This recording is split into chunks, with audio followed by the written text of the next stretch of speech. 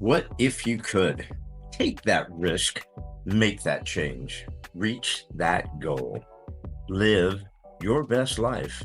Welcome to another episode of the What If You Could podcast, where we get together with amazing experts and everyday people who share challenges, encourage healing, and explore the possibilities that life has to offer.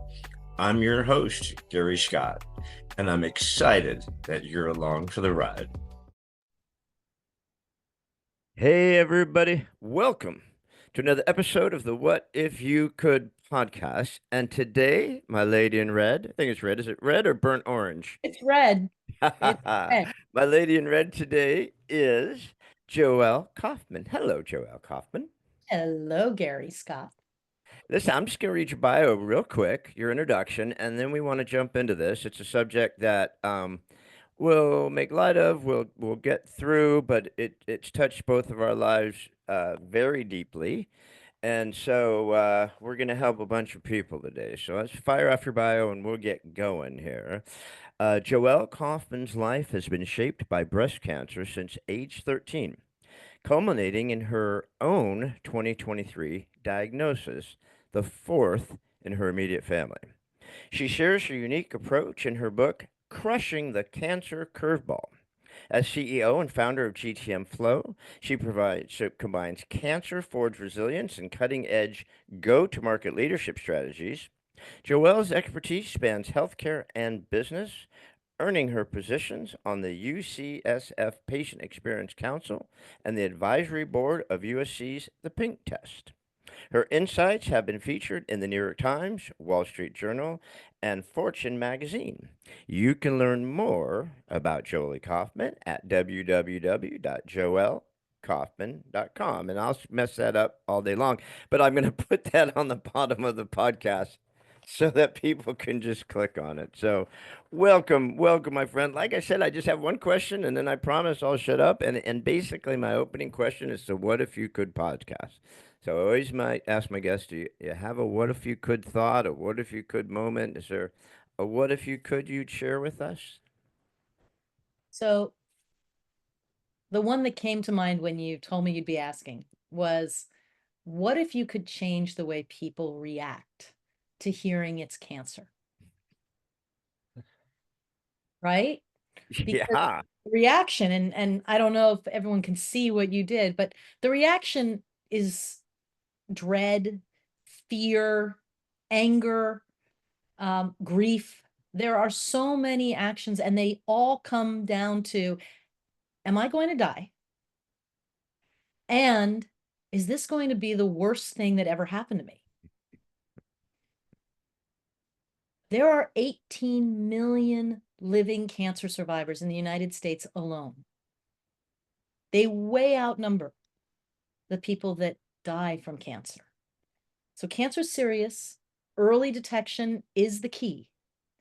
But if the reaction could be, well, this is a challenge I was not expecting. I wonder what I can make of this challenge. Just think about the energy that is different when you're like, well, I didn't want that. I didn't, I sorry, didn't want that. put on do not disturb and the phones ring. I do not want that. And it's what's in front of me. So how do I make it as good as it possibly can be? Well, that's a great what if you could. I remember when my wife was diagnosed, we were shocked.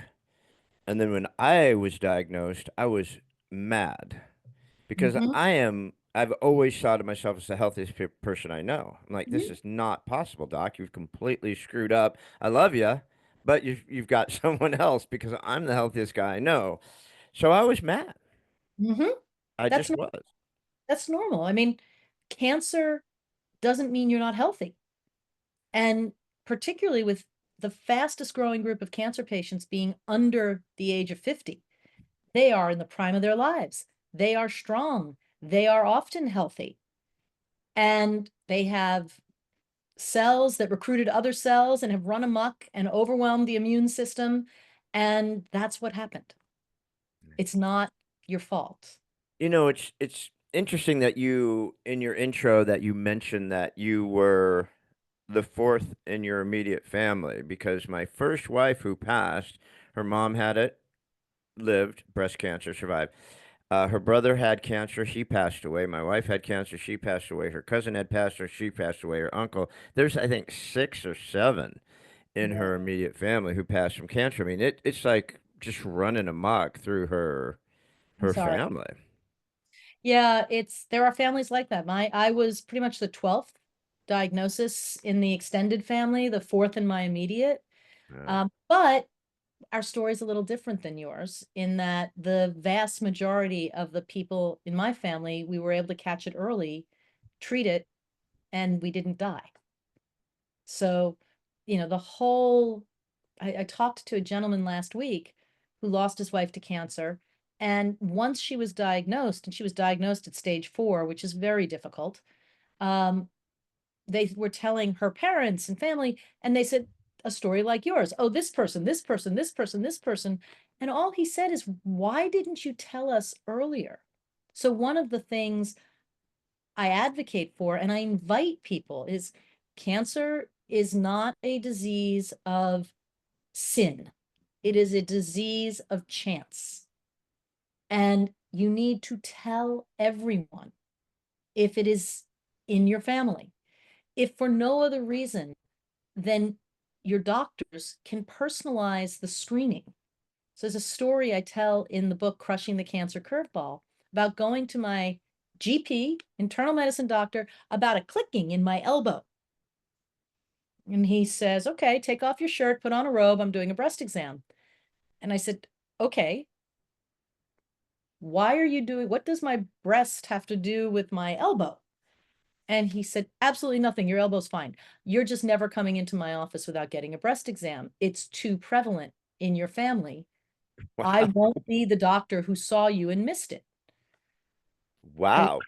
I love that, right? And, you know, the vast majority of breast cancers are detected by women themselves with their hands. So all the cancers you can detect, which isn't all of them, but if something's off with your body, if something's off and it stays off, a bloating, something digestive, a lump, bleeding, go to the doctor and don't rest until you get an answer that is definitive. It is definitively not cancer. How do we know? We biopsied it. We did the right scan. I'm not a doctor, so I don't know what the definitive measures are. In breast cancer, it's a biopsy, right? You actually look at the cells. So we have to take our health into our own hands. We have to be the quarterback of our own health. And by the way, there is no quarterback who wins every game. So this is not some guarantee. Actually, I can guarantee life is a terminal condition. We will all die. That is a for sure. That's a given. And my wife had all sorts of horrible symptoms, and we knew there was problems in her stomach, and they just wouldn't check her stomach, wouldn't check it. We spent 8 months until we finally had a Colombian sit-in and got all the cousins and said, "We're not leaving this hospital because we've been here 4 times with pain in the stomach until you scope her stomach." They scope her stomach. Oh wow, stage 4 stomach cancer. What a trip. Yeah, we've been telling you for 8 months. With me, it was different. Being a freak about my health and my body, I check everything all the time. I make it weird. I don't even care. Um, but I knew when I was shaving and there was a little lump on my neck. I'm like, that's not right. That's Mhm. brand new. I go to the doctor and I said, can I get this biopsied? No. Right? Here's some antibiotics. It's a swollen lymph node. No, it's not a swollen lymph node. Yes, it is. 8 months down the road, would you please freaking biopsy this thing? They did. Oh, you've got cancer. I'm like, yeah, I know. It's like, so like you said, you have to be your best advocate. But what do you think about, you brought up in your notes about the genetic testing. I mean, Yeah. what do you think about the genetic testing? Is it right on? Is it a good idea? Does it scare people? What do you think about Look, that? look, I believe more knowledge is better. That's personal. I also don't tend to ruminate or live in deep anxiety. So the way I thought about genetic testing for me was I will get tested if I am prepared to do something different as a result of the information. In my case, the only options as a result at that time would be surgical.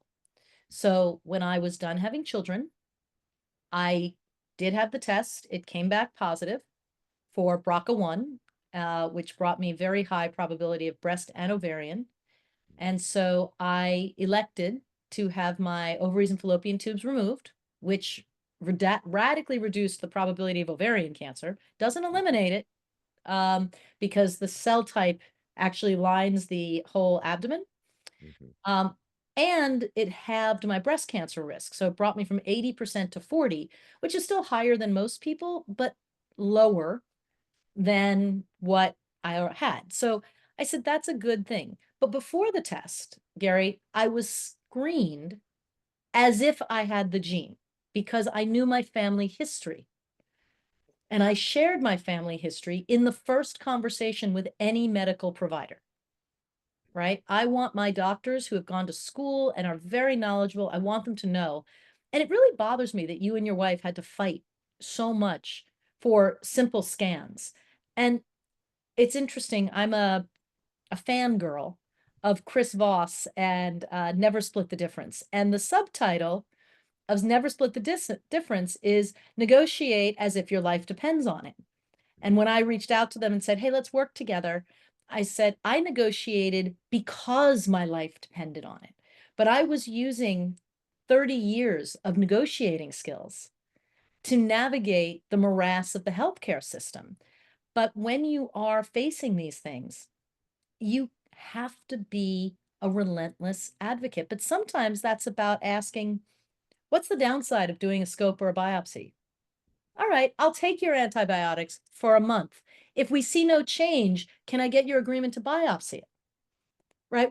And I'm not criticizing you. Like, these are negotiating techniques that I used in business that when it became about my sister's health, when she was going through it, and she had a horrible episode with her first chemo, and they administered it on a Friday. People weren't available because it was Christmas time. She was dehydrated. She was very, very sick. And when we got back to the infusion center on Monday and they're giving her IV, her husband turned to me, or at the time her fiance, and he said, can you make them make her better? And I said to him, you mean tolerate the chemo better? He says, yeah. I said, I can. I don't think you want to be here when I do it.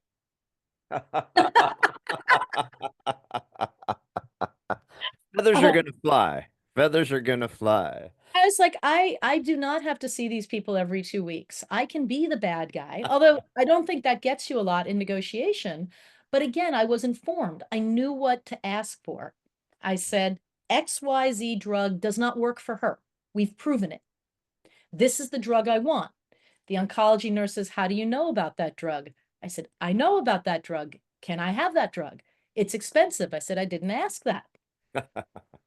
And she said, yeah. I said, can you put it in her chart now that she gets that drug as part of her pre-treatment every time? I'll wait. I'll watch. I want it. Made Um, all the difference in the world, right? it did. It Yeah. made a huge difference. And when it was my turn, I said to the oncologist in my first meeting, she's describing the chemo. It's a lot less toxic than what my sister had to go through. And I said, so I like to be pretty proactive. I want to be proactive about side effects. Again, negotiating for your life. My life isn't just that I want to live, it's also how I want to live. I don't want to be throwing up. I don't want to lose my hair if I can avoid it. I don't want mouth sores. I don't want to be massively fatigued. So let's talk about what's available. And so I said, with the nausea, can I have this drug? She said, that's not usually part of the initial treatment.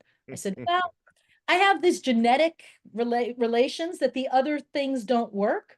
So what do you say? Can we try to get it approved? Just give it the And, old college try. and we got it. And we got it. So I was never sick, which makes a huge difference, right? Yes. Yes. And she said, you've got hair. I mean, Gary, I don't know if your viewers can see or just hear, but if you're Oh yeah, watching, yeah. No, no, it's full zoom. We can see you. okay. So I want everyone to know I had chemotherapy January of 2023 through April of 2023, Wow. and this is my hair. Okay? Feathered and fabulous for the folks It's who can't see it. fabulous. And It's I just thick. got it cut. It was way It's longer. thick. I obviously didn't lose much of it. Now I have a lot of hair, but I used Well, cold. being the advocate is so important. I mean, I had one benefit that a lot of people don't have. I happen to have Kaiser insurance. I was being treated through Kaiser. And I immediately called my brother. He was the only one I told. I called him right away before I even told my wife. Dude, I've got, I thought, I've been telling them, I think I've got cancer, and I'm going to have chemo. And they say it's cisplatin and this and this. He says, okay, I'm going to email you the prescription for what you're going to do. I said, awesome. I give it to the guy, and the guy like was completely insulted. Like you can't die. You can't tell me what to give you chemo. I go, look, my brother is a chemopharmacologist for Kaiser with you guys. He's down in Yorba Linda. He's like 55 miles away, all right? This is what he said. And the guy's like, oh, all right. He looked at it and goes, he's right. So he added three things to the chemo they were going to give me. And whatever those three things were, shaved my butt.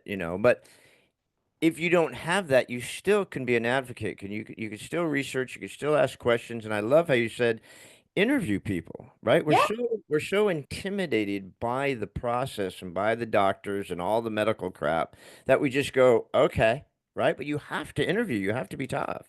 you have to, and you can be friendly and kind. People like to help people they like. Yep. So, I mean, I did want my brother-in-law to leave. I wanted him to be the good guy they'd do anything for. And if they never saw me again, that was fine. But when it was my turn and I'm going through it, I wanted to be likable and respectful. And interestingly, most people don't have a brother who's a chemopharmacologist. Right. Um, and I actually told people when I told everyone about my cancer because I was diagnosed the day before I was supposed to have prophylactic surgery. So I wanted, yeah, it was a little bit of the universe flipping me the bird, but what can you do?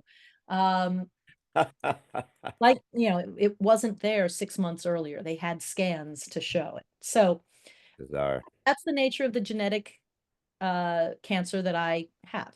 In any case, I insisted on going to a national cancer center. Now, Kaiser's great and they have great doctors, but it is okay to get a second opinion Hmm. or to ask them to seek a second opinion from a National Comprehensive Cancer Institute.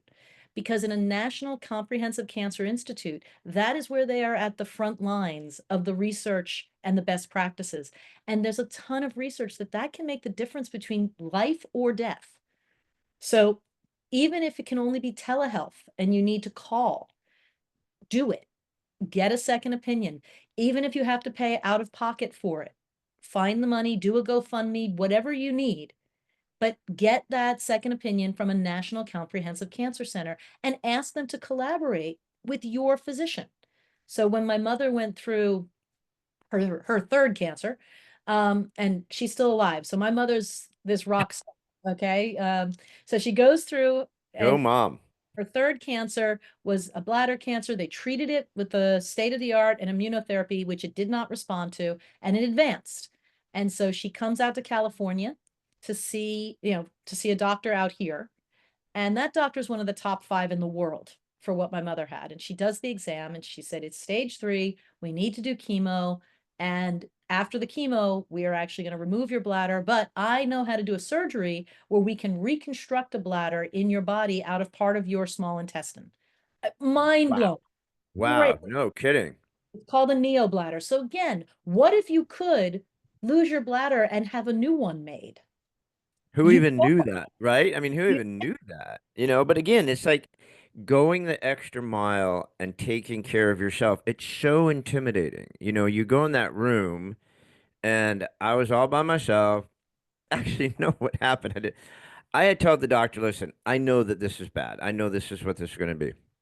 So I finally make him do the thingy majiggy. They check it. They stab me 10 times with a needle in my throat and the biopsy. And so I got a call from my doctor in the morning, like 8 o'clock in the morning, and I missed it. And he said, "Hey, when you get a chance, call me back." I'm like, "Uh-oh." Um, the next call I got was from an oncologist's office who said, "Hey, Gary, Dr. Morales called. He wants you to get scheduled right away." I go, "Why do I need to see an oncologist?" Right? So, Whoops. your mind starts scrambling. So of course, I call my brother, but when I got in the room with the surgeon, because they said, "Okay, this is what we're going to do," and they went really fast. Part of it was scary, part of it I was very excited about. They go, "We're going to do the surgery, we're going to cut out all your body parts, then we're going to radiate the crap out of you, and at the same time, we're going to chemo you."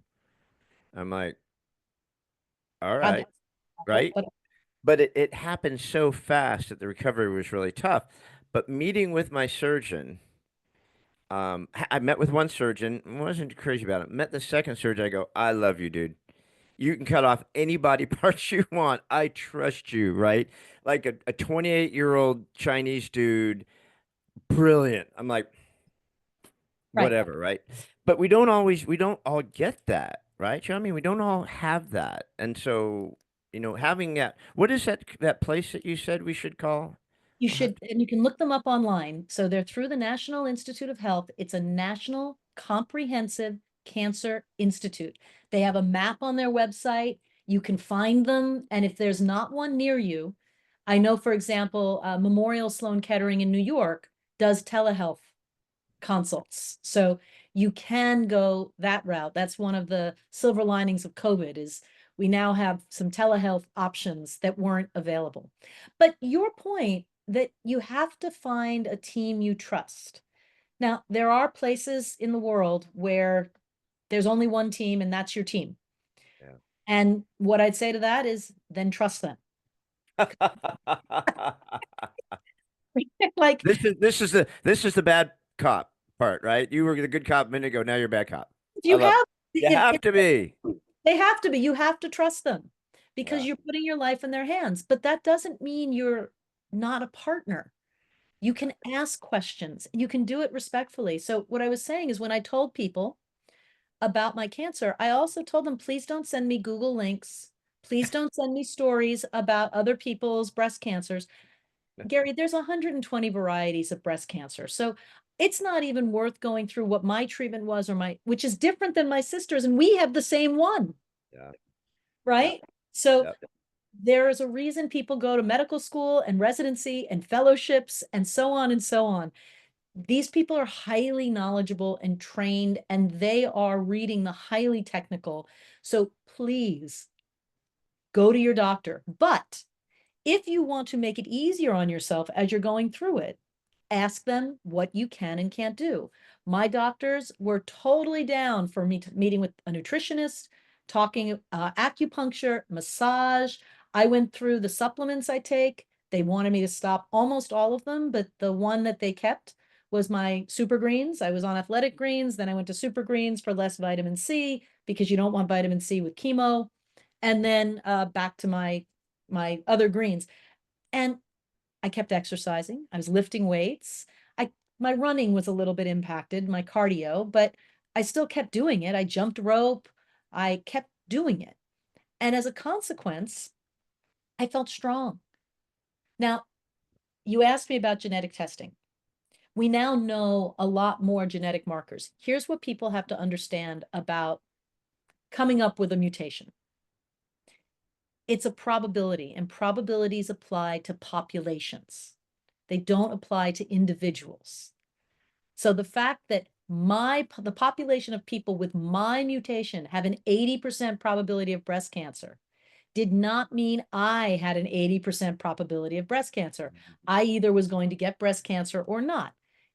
I, Uh, I want you to just repeat that because that's super important. So because it's really scary, right? So you go in and they do this testing and they go, for this genetic result, there's an 80% chance of having breast cancer. That in the doesn't mean that population, I'm in, sorry, in the population. in that population. That doesn't mean that you've got an 80%. So don't panic right off the bat. We're just in the discovery phase here, right? Yeah, Right. What that's that really means important. That's really important for people to get. It's very important. What that entitled me to was a frequent flyer card to the breast imaging system, and I became Global Elite Services. I mean, literally, like something feels off. Mammogram. Yeah. My breast imaging radiologist, she's one of the people that endorsed the book. She became a friend. Like I looked forward to seeing her. It was my every 6 months I had either a mammogram ultrasound or an MRI. That was what was appropriate for me with my family history and my risk profile. And I called them my I don't have cancer days. They were good days. Any day you know definitively that you don't have cancer, you should celebrate. That's a good day. That's Right. a good day. So my feeling is it's probably a good idea to have the genetic information because it can inform what your doctors are paying attention to. Like your wife, your late wife, clearly had a family predisposition to cancers, Big time. right? And I would hope that when a doctor hears that, they're like, let's just make sure it's not. Because for some reason, in the way their bodies work, there seems to be a predisposition to cancer. My family has a predisposition to cancer. We don't have diabetes. We don't have Parkinson's. We don't have Huntington's. We don't really have heart disease, but cancer we do. So the first guess is let's rule out cancer. Okay. So Yeah. it informs a conversation. But if it's going to torment you, if it's going to torture you, do the screening as if it came back positive and don't find out. These are Yeah. not If, mandatory. for me, it's the kids, right? Because we have two sons, and they were completely freaked, obviously, when their mom died.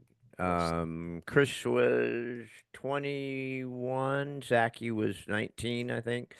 Um, Now, of course, when I got cancer, they were quadruple freaked out. It's like, oh shit. But I had HPV. So I tell them, guys, this is not like your mom's cancer. This is completely different type of cancer. This is a virus. We could, you've probably been vaccinated for it. We test for this. You guys will be okay. But my first thought when when they said cancer, because they weren't sure what kind, was, oh boy, now my boys are going to be so fearful after all losing so many relatives.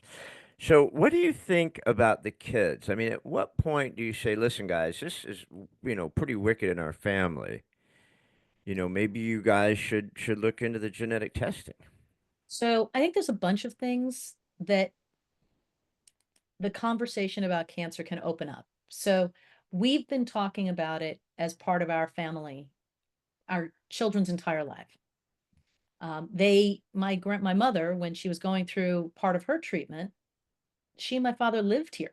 So my kids were in grade school, but they saw it. And, my mother was able to go home and have a lot of her chemotherapy where she lives, directed by the doctor out here at Stanford. So we've been talking about it. And again, we don't have the trauma that your children had. They didn't lose a parent. They didn't lose their grandparent, although they lost their grandfather to cancer.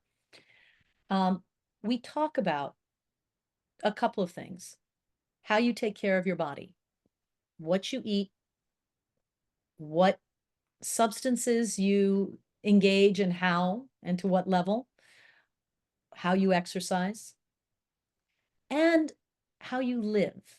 Because we wanted them to know every day is a gift.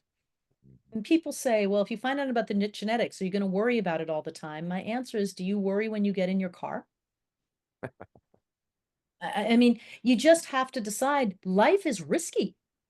Life And is risky. I put on my seatbelt. I have a car with airbags. I don't drive tired. That's the best I can do. And it's the same when you have a predisposition to cancer. I know you shouldn't smoke. No one should smoke, but if you have a predisposition to cancer, really don't smoke, right?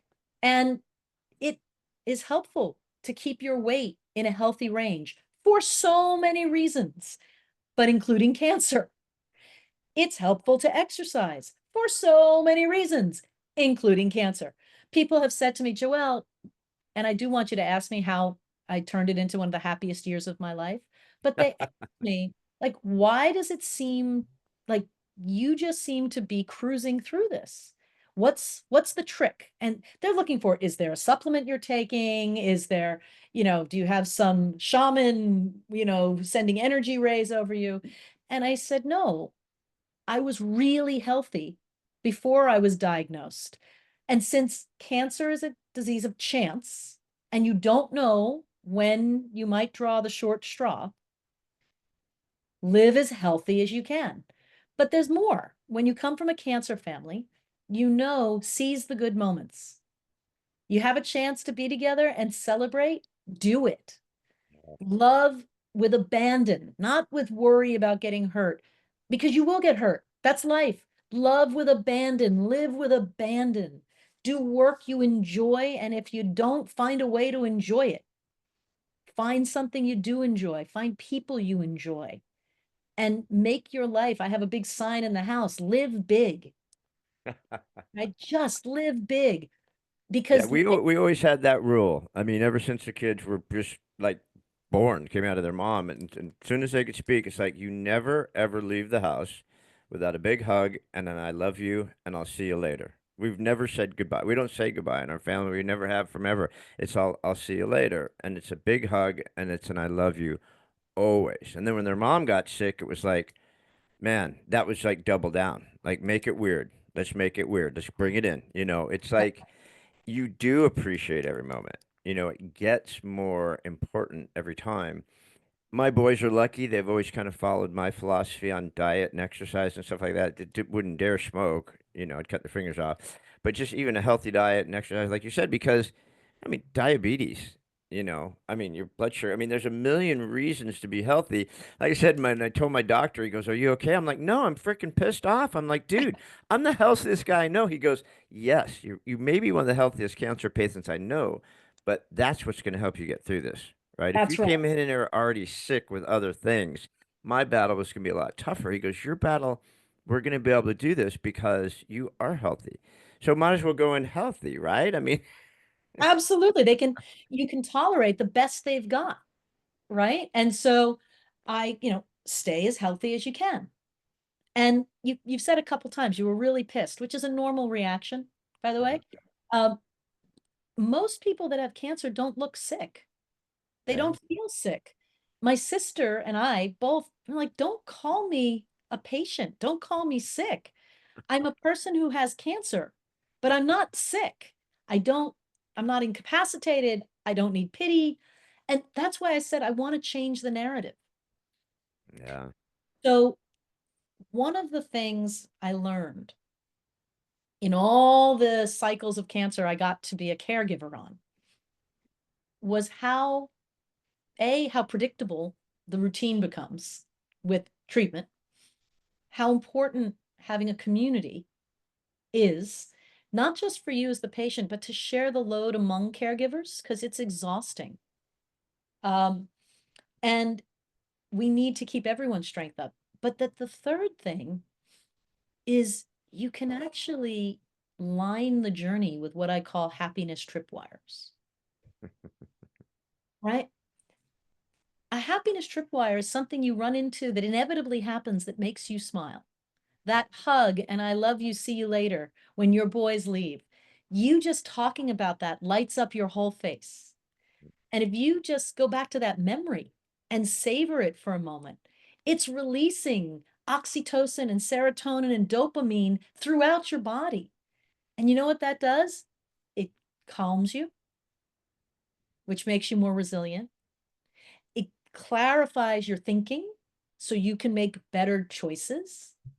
And, and this is the kicker, it's giving a boost to your immune system. It's like little boosters. So if I'm not saying be happy, you don't get to tell a cancer patient to be happy, be positive, be strong. You don't, no one gets to say that. I know people want to say that because they think it helps. It doesn't help. Don't say it. Does not help, The appropriate answer is, gosh, that sucks. What can I do? Right? Because it right? does suck. And what can you do? And the answer may be, I don't know yet. I'll let you know. Yeah. Let it go. They don't But know. I love the mindset thing because my rule was because I didn't tell anybody for weeks and weeks, and finally everyone was pissed off. So you got to tell the family, you got to tell everybody, you got to tell your clients. So I'm like, why? I'm gonna ride through this. Why am I gonna freak everybody out? I've been there. I've done 2 years of caregiving. I've watched someone die. I get what it does to other people. I'm like, why do I want to do that? I'm gonna get through this, right? So I just forebode anybody, forebode, whatever the word is. Do not talk about the cancer, right? How are you today? And this is just like I drove myself to every chemo, I drove myself to every radiation. I said, I don't want you doing this shit. If I need you, I will call you and ask you, right? Don't start bringing casseroles to the house. But my mindset is I am not a cancer victim. Like you said, I am a healthiest guy I know. I just got this stupid thing, right? So you guys just cut that bullshit. That's why I want to change the narrative. So I felt exactly like you did with the I'm healthy, I'm just dealing with a cancer, with a tumor. And I called it my cancer obliteration project. I was very clear. The Cancer Obliteration Obliteration project, Project. Is that a rock group? I don't know. Maybe it could be. my rock group, right? Like You're just a rocker. thing up. But unlike you, I did tell everyone. And here's the thing, when I told them, I also told them, I gave them some guidelines, right? And these are in the book. But the guidelines were, I will tell you what's going on through Caring Bridge. Please don't call me, my husband, my children, my best friends, and ask for an update because it's exhausting to Yeah. give those updates over and over again. But I get that you're curious and you care about me, and I love that. So we will make sure that the most up-to-date information is on Caring Bridge. Please read it, but please don't post it on Facebook because I'm choosing not to put this on Facebook. I don't want advertisements for cancer. Like I want to be outside of cancer world unless I'm in cancer world. Okay. Cancerland is the world's shittiest amusement park. I want to choose when I'm in it. Right. Number two, don't send me Google links. I think I told you that. But Yes. three, and one of my happiness tripwires is I did set up a list of people who could drive me to chemo. I couldn't drive myself back because of the meds they were giving me. And it became an opportunity for me to have a 20-minute visit with a friend. And that was a happiness tripwire, like turbo boost. Yeah. And I didn't want casseroles. I don't eat casseroles. Um, you know, we have a kosher home. It's tricky to feed us, but people want to help. It helps them feel better. And frankly, it also helps you feel better.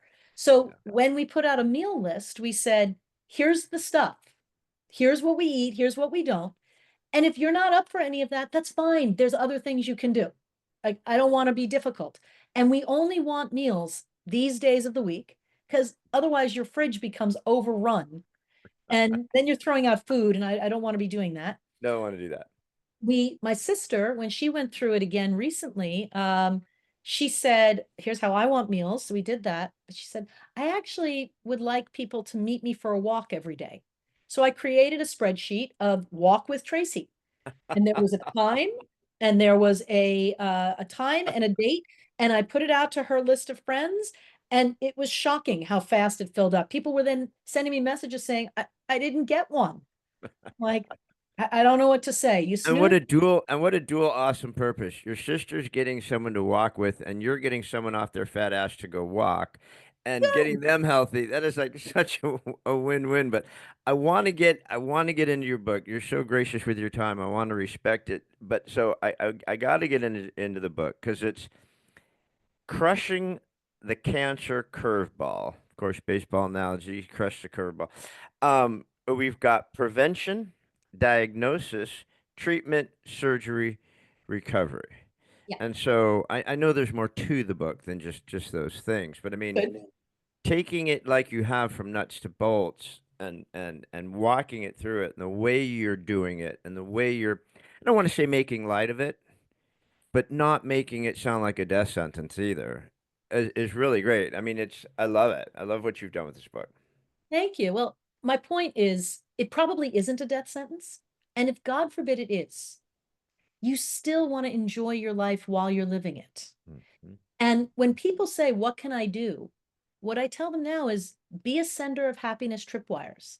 I had a friend who every chemo sent me a text, and it was just 3 kisses emojis and a go Joe babe, because that's what he calls me.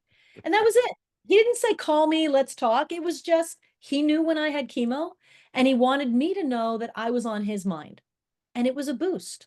One of my favorites, my sons were in college at the time that I was going through treatment, and they go to college far away, and they weren't going to come home for a host of reasons. It made no sense. Yeah. And so they said, what can I do? So I said to son number one, you love music. I love music. Be my DJ for chemo days. So he did.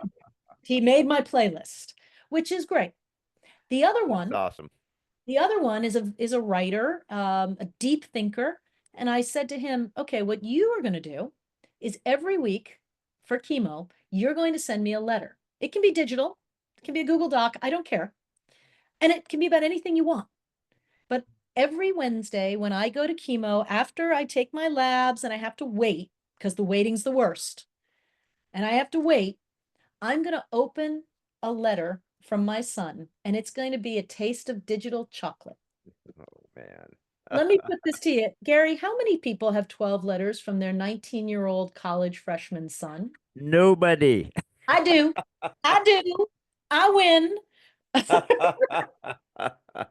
awesome. I You have know, them. and that's the whole thing about your book and your attitude about it and the way you're attacking this or the way you're handling it and going after it. Because honestly, you do meet so many people. I mean, when I went back to the Fusion Center after being away from 10 years, right? After being there all the time with my wife, because I took her to every appointment, it was not a fun thing to do, right? The No, PTSD was wicked bad. So the ideas that you're coming with and giving us are so helpful to try to not make this deep, dark thing that it can be. I love it. I love what you did with your sons. It's so great. thank you. And something else I did, because sometimes it is scary and dark. Mhm. And I think you get to feel whatever you feel. Yeah. So I wrote a worry list. And these are What list? a worry list. Here's all the Worry things list. I'm worried about. And I forced myself, write them all down. And by writing them all down, they're kind of out of my brain. They stop spinning around. And then I can look at them and say, do I think that's going to happen? Do I think that's going to happen? Nah. And then you can keep the worry list if you want to look at it. You can burn the worry list if that helps you. Like you Mhm. can make confetti with the worry list. I don't care what you do with the worry list. Do something or just put it somewhere so that you know if you're feeling worried, you can go look, say, ah, I already covered it. It's on the worry list because you're going to feel things. I recommend finding mental health support.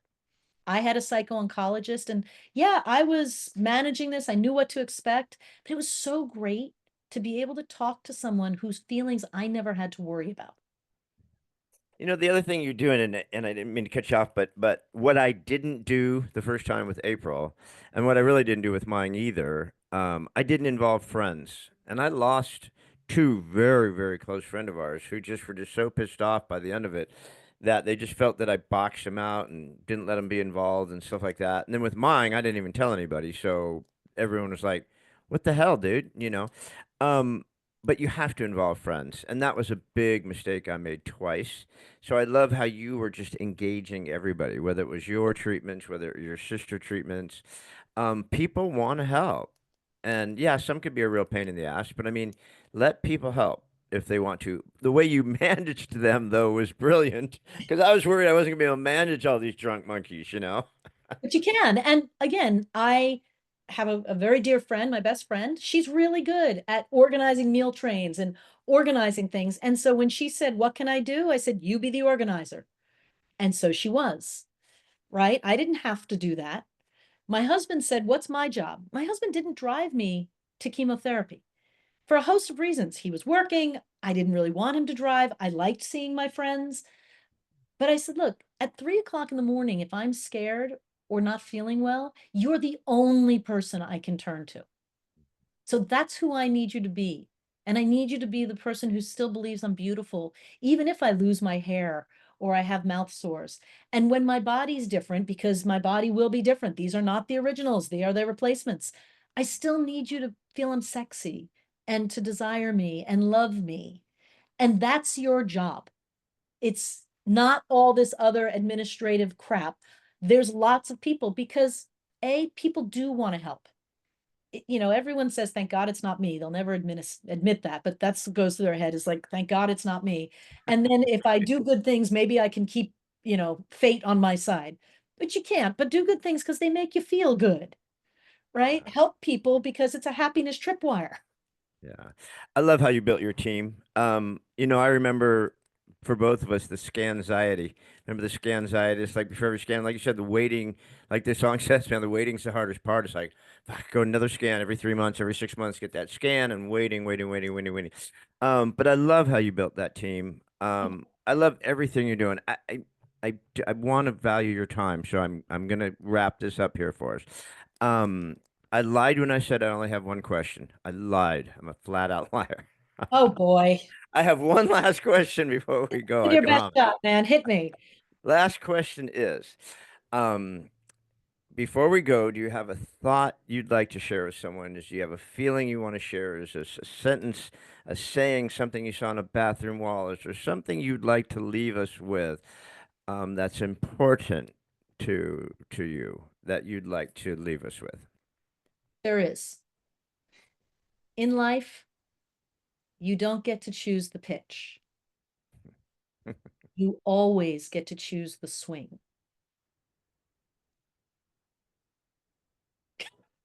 Goosebump City. And If you I think didn't hear that, would you please repeat it one more time? That sure, was Goosebump City. Love that. in life, you don't get to choose the pitch, but you always choose the swing. Wow. Yeah. Wow, that's awesome. And just so true. It's so true. You've been awesome, and this hour just freaking blazed by. So much great stuff. Guys, show we had Joelle Kaufman, a book, Crushing the Cancer Curveball. Talk about a plethora of cancer diagnoses, cancer treatment. It looks like multiple times for mom and sis and other members of your family. I mean, a wicked, wicked, wicked creature that the cancer is. The book is just a gold mine. The book's a Well, gold thank mine. you. And if, And if everyone on the planet doesn't buy this damn book, because you don't know who you're going to treat. You don't know when your friend's going to get cancer. You don't know if you do or a parent or someone. Having it, going through it, understanding it is huge. and what Um, I want to I tell love people who might be hesitant, my book's an upper. My book's going to make you happier. You're going to feel confident. You're going to feel powerful. And you're going to feel like you have a playbook. It's called a playbook for the newly diagnosed. But the difference, Gary, when you went through it yourself, you were so much more educated and so much more confident because of what you went through with April, it. Yep. right? Yep. Most people, I hope, don't have to go through it multiple times like we did. But the first time is so disorienting and so scary. And get the book. Get Get, the book. get Get you the don't, book. it doesn't have to be this awful. Um, No. and that's why I've got And endorsed it's not a small book either, guys. It is a detailed book. It's a juicy book. There's a lot in there. and Um, wait, yeah. I don't want people to be intimidated. Every little mini chapter has a lessons learned checklist of 5 things. You can just read that. Every section has a batters up, which summarizes the whole section. And if you only want to read the conclusion, it summarizes all the points of the whole book. So everything else are the stories and the entertainment. But if you're kind of get smart, just the facts, ma'am, then the book is designed for you to take apart, read the pieces that you need at this moment. If you are a caregiver, somebody who cares about somebody else going through cancer, chapter 15 is a absolute laundry list of all the different things you could do to help and send happiness to them and their family, knowing that the very act of sending happiness is helping. Love it, kiddo. That's awesome. You're doing such great stuff. And we're going to make sure on the bottom of the podcast, at the end of the podcast, the beginning of the podcast, we'll have the links to the book, links to your website, which is just basically your name, joellekaufman.com. Make sure we have links to all the stuff that you do. You say you are on Facebook? I am, although on Instagram is my Grit Growth and Resilience or Grit Growth Resilience tag, which you can get to through joellekaufman.com. And I post regularly and publicly on Instagram on Grit Growth. On Facebook, I have a family, friends universe because, Facebook can get crazy. I love it. Everybody, you've just experienced Joelle Kaufman. She is the author of Crushing the Cancer Curveball, a playbook for the newly diagnosed and family and friends and everything. Rock star, love what you're doing. I'm so grateful that you came on, and thank you for being patient with all my goofy stuff. And I can't wait to see you again, kiddo. Appreciate so much all you're doing. Thank you. And may you stay healthy and strong. Strong like bull. All right, guys. Thank you so much. See you soon. See you Bye. soon. Thanks again for joining us on another episode of What If You Could podcast. Please subscribe, like, share, and give us any feedback. We'd love to hear it. And remember, if you can dream it, you can do it. See you next time.